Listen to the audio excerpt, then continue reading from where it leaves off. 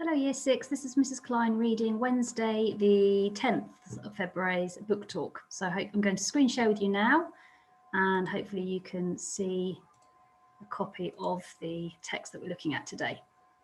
Okay, I'm going to read the questions first. So the first question, why does Miss Evans turn bright red when Carrie explains they have not brought any slippers with them? So why does she turn bright red? Question 2, why do you think the house made Carrie despair? Give reasons for your answer. So this is very important, give reasons. Number 3, what is your impression of the characters of Miss Evans and her brother Mr. Evans from this extract? Use evidence from the text to support your answer. And the last question 4, how would you feel if you were Carrie and you had just arrived at this house? Give reasons to support your answer. So I'm going to actually go from the beginning now. So this is an extract from Carrie's War by Nina Borden. Just a little bit of background. Carrie and her little brother Nick have been evacuated from London, the Welsh Hills, where they have been taken in by Miss Evans and her brother Mr. Evans.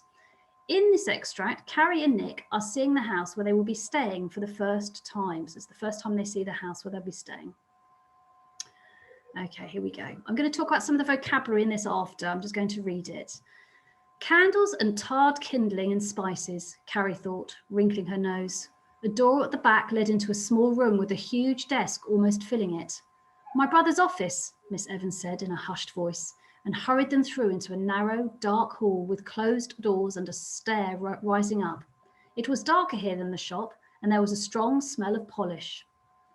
Polished linoleum, a shining glass sea with rugs scattered like islands. Not a speck of dust anywhere.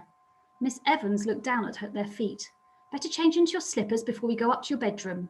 We haven't got any, Carrie said.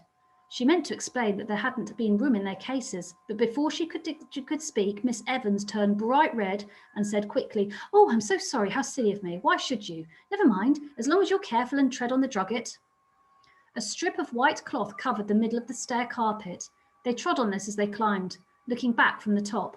Carrie saw the marks of their rubber-soled shoes and felt guilty, though it wasn't her fault. Nick whispered, she thinks we're poor children, too poor to have slippers, and giggled. Carrie supposed he was right. Nick was good at guessing what people were thinking, but she didn't feel like giggling. Everywhere was so tidy and clean, it made her despair. She thought she would never dare touch anything in this house in case she left marks. She wouldn't dare breathe. Even her breath might be dirty. Miss Evans was looking at Nick. What did you say, dear? She asked, but didn't wait for an answer. Here's the bathroom, she said proudly, and it seemed. Hot and cold running water and a flush toilet. And your room just here. It was a small room with 2 narrow beds and a hooked rug between them, a wardrobe and a wicker chair and a large frame notice on the wall. The black letters said, the eye of the Lord is upon you. Miss Evans saw Carrie looking at this. She said, my brother is a very strong chapel. So you'll have to be especially good Sundays. No games or books, see? Except the Bible, of course. The children stared at her. She smiled shyly. It may not be what you're used to, but it's better to get things straight from the start, isn't it? Mr. Evans is a good man, but strict. Manners and tidiness and keeping things clean. He says dirt and sloppy habits are an insult. Okay, so here we go. So let's look at the questions again. Why did Miss Evans turn bright red? So think about why people turn red normally. And why would she be feeling this emotion when Carrie explains they have not brought any slippers with her? Or them both, sorry. Why do you think the house made Carrie despair? So think about despair. So she's worried about being in that house. What does she notice about the house? Think about what she said about breathing and everything being really tidy and clean. And give reasons for your answer. So that's really important, going back to the text and finding that evidence. What is your impression of the characters of Miss Evans and her brother Mr. Evans from this extract? So what do you think about them? It's your impression. Use evidence from the text to support your answer. So think about their characters and what is hinted at in the text about Mr. Evans, his character. Think about some of the words used to describe him. And Miss Evans, how she acts around the children. Think about what her character you feel is like. How would you feel if you were Carrie and had just arrived at this house? Give reasons to support your answer. So think about what you would feel if you were Carrie. So I'm just going to go over some words just really quickly because there's a couple of words you might not know. There was one about this word here, I can never say it very correctly. It's shortened for linoleum or linoleum. It's basically a type of flooring, and it was very popular at the time and even before World War II.